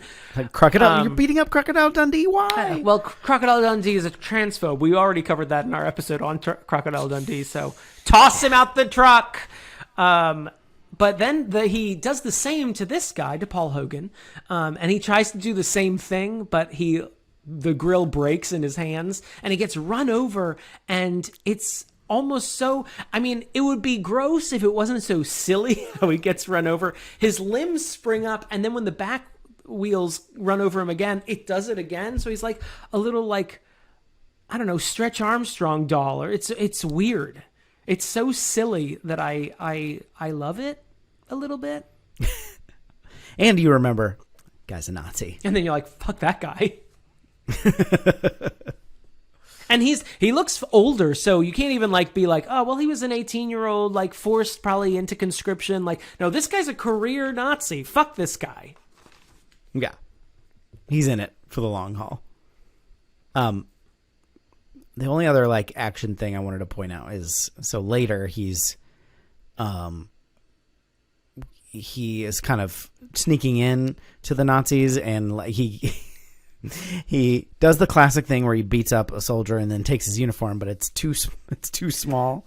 The uniform's too small, and then another soldier comes up and just starts berating him for his appearance. For his appearance, not recognizing that he's an intruder, but just thinking he has an ill-fitting uniform and it's disheveled and laying on the ground, and then he kind of takes it for a second, and then just you just see him punch or kick off screen. You don't see actually what he does. Yeah, we're sort of over the shoulder of the berating officer, of the Nazi officer. Yeah. So we're just seeing Indiana Jones respond to him grabbing his suit lapel, and then Indiana Jones starts combing his hair, and then eventually punches him or kicks him in the stomach. He kicks him, and then the hat like pops up into his hands. I really like that. It's really good. It's a very good bit. It's good. It's a very funny bit. So let's talk about faces melting, and then we can wrap up. Yes. Yeah. Really gross. That's every Indiana Jones movie I feel like has to have a creature bit. So you have snakes in this one.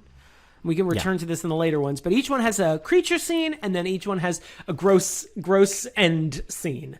And this is the creatures were snakes, and this is our gross out ending scene. The power of God comes out of the Ark of the Covenant. At first, I mean, it is fun. They open the Ark of the Covenant, and they do ghosts. it in full. What are the ghosts? What are they? Israelites? I don't know. Canaanites being like, remember when you wholesale slaughtered us? So Belloc like dons the traditional like priestly vestments described in the Bible that you would use when you're alone with the ark. He has the breastplate and the ephod and all, the diadem and turban and all these things. And the Nazis, at one point, this is actually one of the few moments where it a little bit pays off. Like, it doesn't feel like the Nazis are just like, throw some Nazis in the story. It feels like there is like an irony to having Nazis seeking out this authentically, exclusively Jewish token, this Jewish, find, and trying to use it for their explicitly anti-Jewish campaign of world domination. Right. And the one, what is his name? Gerard, I can't remember. Yeah, Dietrich, the number one Nazi. Is like, I am uncomfortable with this Jewish ritual. He's getting more Teutonic as I try and do a German accent. And I mean, Belloc, to his credit, is like, do you want to open it in front of Hitler and find out for the first time? Now, again, this would have been a good time for Indiana Jones to be like, hey guys, why don't we open in front of the Fuhrer? Like in the background, right? Like put it in everyone's ear, and then just go home and let the Israelite ghosts kill all the Nazis. But instead, we only kill a fraction. Well, of the he doesn't Nazis. know exactly what's going to happen. Of course not. Though. Yeah, right. Except he does know to not look at it. Yeah, they didn't really reference that before, like that you couldn't look at it, which I thought was weird. Because I assumed that earlier in the story, that would just be part. When he brings out his book around the G-Men, it seems like that would have been a good time to be like, and even don't if touch you look it. at And it, if it accidentally opens in front of you, don't look at it. Well, I mean, I don't think. Even in the Bible, I mean, the only people who are supposed to be alone with the uncovered ark is the priest, the high priest. You can't just. I mean, otherwise, it's supposed to be covered at all times when you're traveling with it. You would cover it in either cloth or animal hides, and then you have to keep it in the tabernacle once you make camp for the night. You have to keep it in a very specific tent to keep it away from everyone. It's very shishi ark. Not anyone can get into this ark. You got a bouncer outside. So anyway, there is a little bit of a. How does he know? Why can't we look at it? Maybe the ghosts, the biblical ghosts inside the Torah ghosts are like, as if they have their eyes open, kill them. Eyes closed, leave them alone. Passover rules here. Let's go. But it is a creepy scene. Like, they open it and there's just sand inside of it. Tote, as I said, starts laughing, and then it starts glowing, and their equipment, because they're filming it, the Nazis are filming it, their equipment starts squealing, and then there's a weird, like, creepy, which if you ever hear that in a movie, that's bad.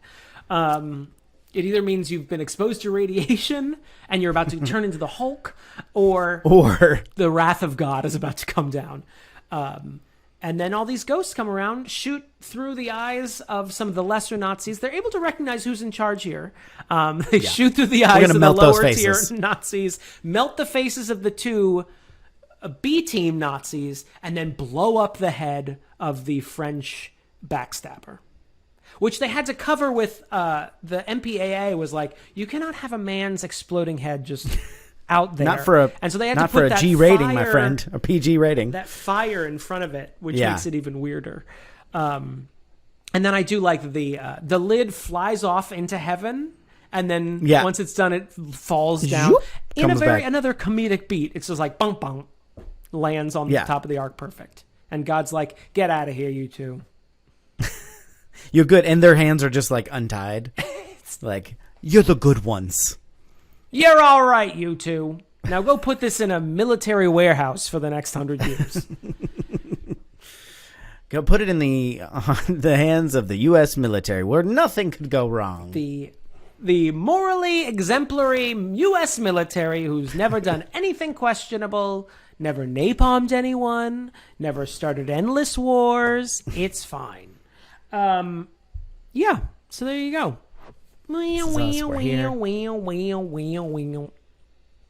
Damon. Yeah. What is your verdict? I didn't see you there. I thought you were a ghost. Hey, guess what? What? There are some plot holes here. There's some age chicanery with dating your mentor's daughter. But this is a pretty good movie. It's a great movie. Some might even call it a modern classic. It's Raiders of the Lost Ark. Fuck off. Like, what do you want me to do? There's definitely a lot of stuff that'll make you make the emoji face. Marion's age, when you piece it together, do the old DJ math out loud. And 15. She was 15. God damn it, she was 15. But she punches him in the jaw, so it all works out. And, of course, of the way that people of color are just sort of like a furniture in this movie, it feels like. Yeah. With the exception of Sala, but even Sala is a little more than part comic relief, part exposition machine. I do like Sala. I like John Rhys Davies. Maybe get an Egyptian to play an Egyptian, though. Right. You know, there's Egyptians. It's not a mythical land. You can just go there and hire one. But You're a Child is not an idiot. I forgot what I'm supposed to say during this thing. You're a Child is not an idiot. This is a great movie. Some parts didn't age well, but, I mean, it's still a really the thing about Spielberg, even as much criticism as you could lob at him, like, he knows how to fucking make a good movie. Even his shittier movies are fun because they're well made, and he knows what makes a great, especially adventure movies. He knows what he's fucking doing. Even when you're watching Tintin, it's still fun. Yeah. I mean, you can make a top 10 list of not good overall Steven Spielberg movies. But Always. Remember Always? Yeah. But the craft of filmmaking He is didn't something make the that craft. He wasn't behind the craft. He didn't make that one. You talk so much. Let me talk a little bit. He's an excellent director no matter what. Like, he knows how to make you feel what he wants you to feel. He wants you, like, when the characters, he does the classic Spielberg thing where characters are looking off screen, like behind the camera, and making you, building tension to what you does, all that stuff brilliantly. Harrison Ford's great. There's a lot of problems with this movie. Like, this is probably, I think this is the oldest movie we've ever talked about. This is like it's, despite being a very big part of our childhood, this came out before either of us were born, but it's such a big part of the 80s. Like, growing up in the 80s, like, Indiana Jones was huge because the other movies, kept making it bigger and bigger. So not only does this have, like, the 40 plus years of that baggage, it also is paying huge homage to even older movies. And so you've got that baggage of treating people of color a certain way, treating women a certain way. So there's lots to complain about. This movie's great. It's great. It's so fun. The cast is really good. It's fun. It's a fun adventure. I do think it drags a little bit in the third act, if we're being, like, really, really picky about it. Some of that stuff that you were talking about, like forgetting about, which I did too, where you're like, oh yeah, there's a whole. Yeah, I mean, it is the weakest act, that last. Yeah, but I mean, that's, it doesn't make it. It doesn't ruin the movie. Like, it's still good. The melting face thing is really gross, but it's also like really fun to see Nazis get their faces melted off in one way. So, yeah, Your Inner Child is not. We can't have it now. We might as well have it in a movie. might as well live through it in a fun adventure. That bullet point, Raiders of the Lost Ark, not bad. Not bad at all. You heard it not here. Not bad, Stevie Spiels. For the 6,000th time, Raiders of the Lost Ark is great. What do you think, everybody? Email us, yourinnerchildisanIdiot@gmail.com. You can call and leave us a voicemail, 615-576-0525. You can find us on social media and stuff. You can become a patron of the show, patreon.com/yourinnerchildisanIdiot. We want to thank our current patrons, including John Day, Jeremy Powlen, Lindsay Alice Halik. We've been saying Jonathan Day for years now because he's been a longtime supporter of the show. It's very hard to say John. But it's true, and you. we could have saved so much time in the runtime of these podcasts if we dropped those last two syllables. Did you already say? I did say. Okay. Larissa Maestro, Karen Kurd, Heather Tuggle, Travis Vance, Demon Zesty, Flawless, Captain Jean-Luc Picard, Lindsay Nell, The Hands of Fate, Dan McIntyre, Jackson has an unhealthy obsession with Damon, the Elusive fan Gromkin, Shit on the Cartouche, Josh Frigo. Funnily enough, the Cartouche is also specified in Exodus how to build the Cartouche. Oh. Do not shit on it, it says. So, blasphemy. Where were we? Dramatically placed hot dog. Dramatically placed hot dog. The supreme ruler of this podcast. Hizoner the Mayor. Beth Surmont. David Mort. Just Cuz. Scalfasaurus. Dr. Malcolm's Heaving Bosom. Particle Man. T. Smith. And the Zesty. Thank you all very much. We really appreciate your support. If you want to support like them, patreon.com/yourinnerchildisanIdiot. And now Damon will measure his room in cubits as I play him out with the Indiana Jones. The room I'm in?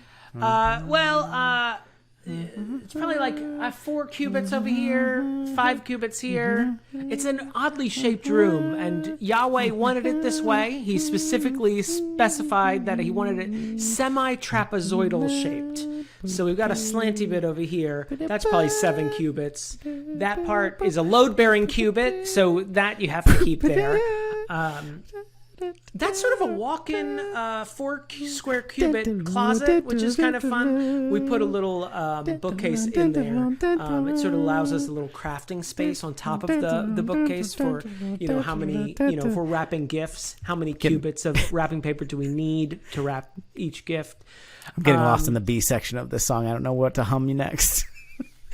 If you're not careful, you eventually start singing the Superman theme, and then you have to backtrack a little bit. And then I just went, Maria. I don't know why. That's Sondheim again.